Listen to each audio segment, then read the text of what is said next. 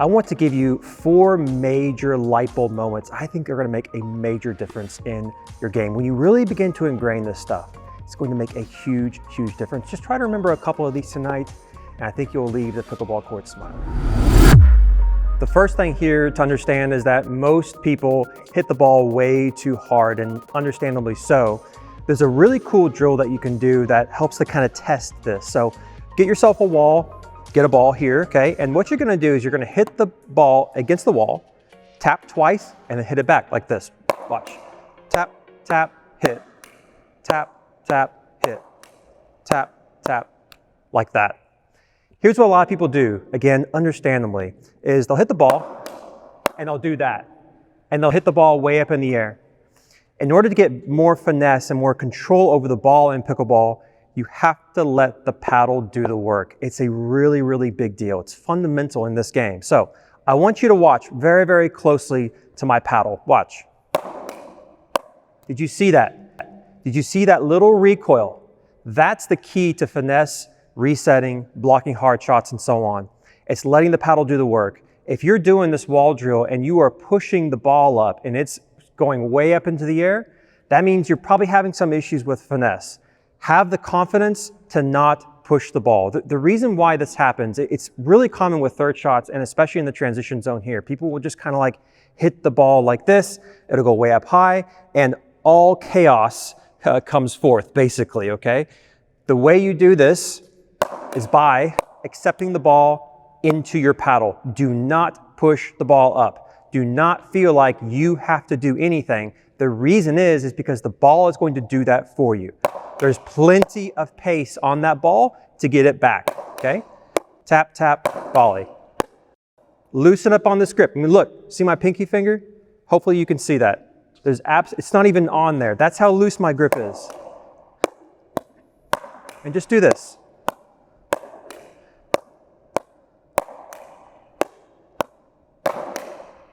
And this is a really good test, because if you're having trouble with this, then you need to get yourself a wall like this and try this out. Get used to that feeling. The light bulb moment is let the paddle do the work. There's enough pace on there to where you don't have to do anything. Here's another great tip to take to the courts tonight. When you're in some kind of volley battle at the net, try to shorten your swing. A big mistake that people make a lot is when they're volleying back and forth like this and they're in that kind of crazy, chaotic sort of mindset, they take way too big of swings. And what's going to happen is if you're volleying like this and you're taking big swings, you're going to miss-hit stuff. You know? And if I'm just kind of like going crazy like this, you're losing a lot of control. So instead, shorten your swing by 50%. Just feel like when you're right here, you're never gonna let this paddle go out of your peripheral vision, okay? So if you just stand here like this, I can't see my paddle right here, okay? That means it's probably a little bit too far.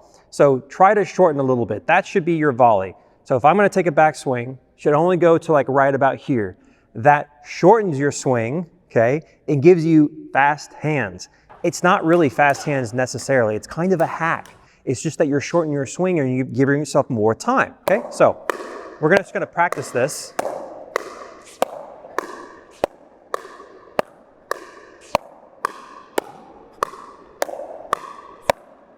Okay, notice how short and precise those swings are. It really, really helps. It gives you more time, but the key though is to stay as calm as possible. I know, easier said than done. That's very easy for me to say when I'm not in the middle of a game, right? We all have trouble with that. So just try to be precise with these strokes.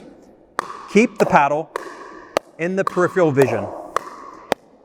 Should always be able to see it at all times, okay?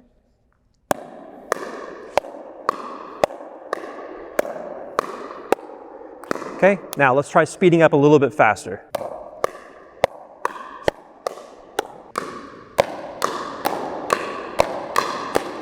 Good, okay.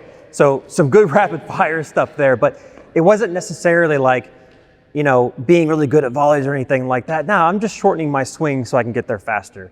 That's the light bulb moment. Your volleys at the net need to be shorter than what you realize.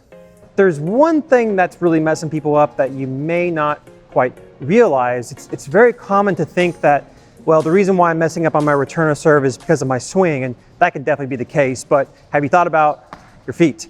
So what we're gonna do is we're gonna focus on footwork when it comes to these return of serves, and this is just a very, very easy thing for you to do tonight, but it's a major light bulb moment for a lot of people. So what I'm gonna do is I'm gonna get a serve that's, you know, pretty deep with a lot of topspin, and what I'm gonna do is I'm gonna adjust my feet first.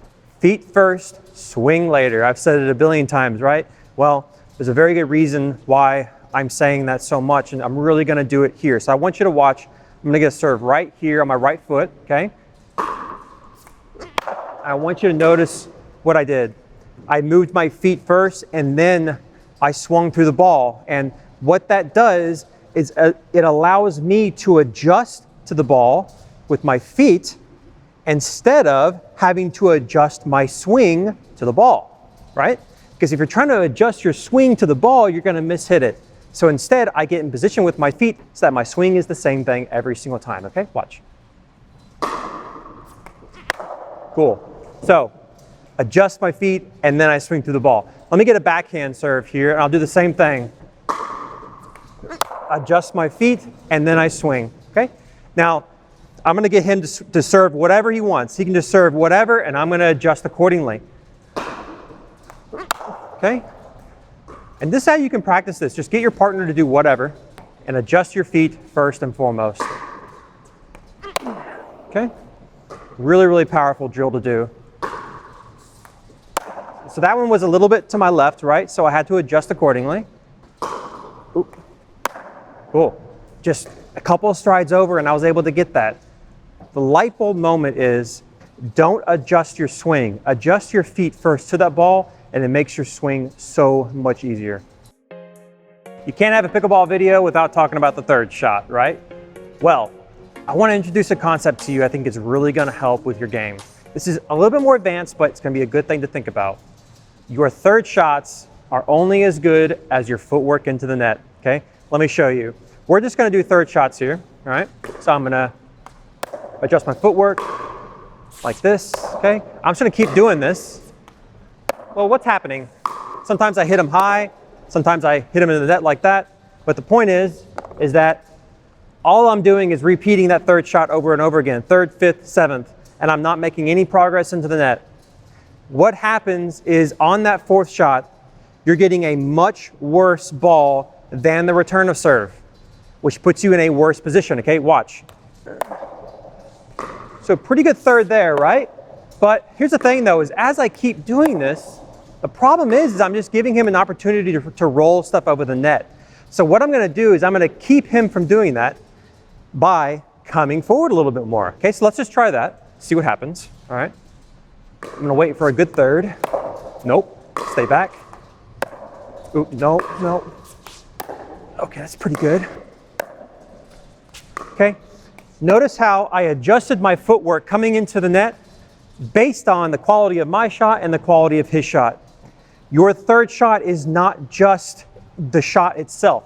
It's the shot and the transition into the net. You have to start assimilating this into your mindset. It is extremely important. Oops.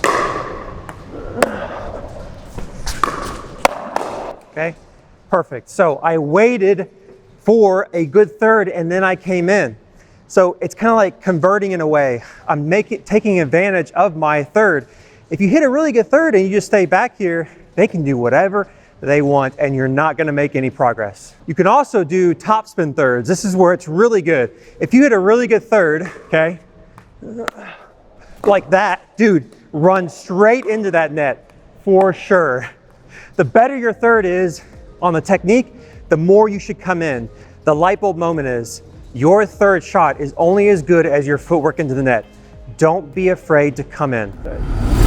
So those are the major light bulb moments. Just focus on one or two of these tonight. I think it's gonna make a major, major difference in your game. I see it in my lessons. I see it in my clinics. I think it's really going to help. But those are not the only major tips that you need to learn in pickleball. I've got another video for you. Go check it out. I'll see you over there. Thank you for joining me.